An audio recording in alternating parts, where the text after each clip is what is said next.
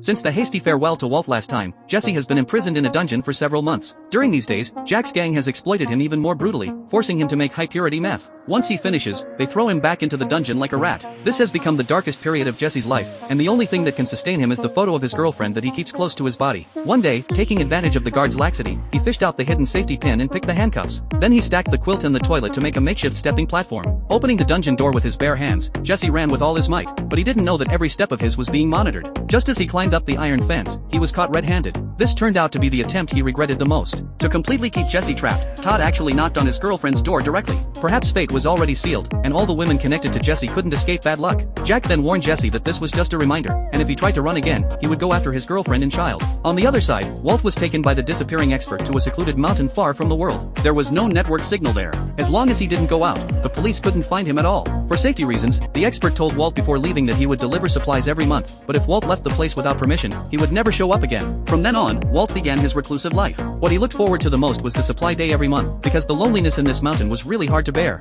This time, the expert brought a stack of newspapers. Walt couldn't wait to flip through them and learned that his wife and children had been evicted from their home by the relevant authorities. To support the children, Skylar could only barely make ends meet by doing odd jobs. Regular companies simply didn't dare to hire someone with a background like hers. Upon learning about the difficulties his family was facing, Walt decided to do something for them. Ignoring the expert's warning, he walked out of the wooden cabin, went to a tavern at the foot of the mountain, and called his son, saying that he would send $100,000 to help them through the hard times. But Flynn not only didn't appreciate it but also roared, "Why don't you just die?" His son's heartlessness was like a sharp blade piercing his heart. In his broken-hearted state, Walt dialed the police hotline, reported his name, and then waited at the front desk to be arrested. Just then, the news about his former business partner suddenly came on the TV. The shares that he sold for $5,000 back then now belonged to a company worth billions of dollars. If it hadn't been for that wrong decision in the past, how could he have ended up in such a mess? Looking at the reports of his former partner making donations everywhere, Walt suddenly had a new plan. When the police arrived, he was already gone from the tavern.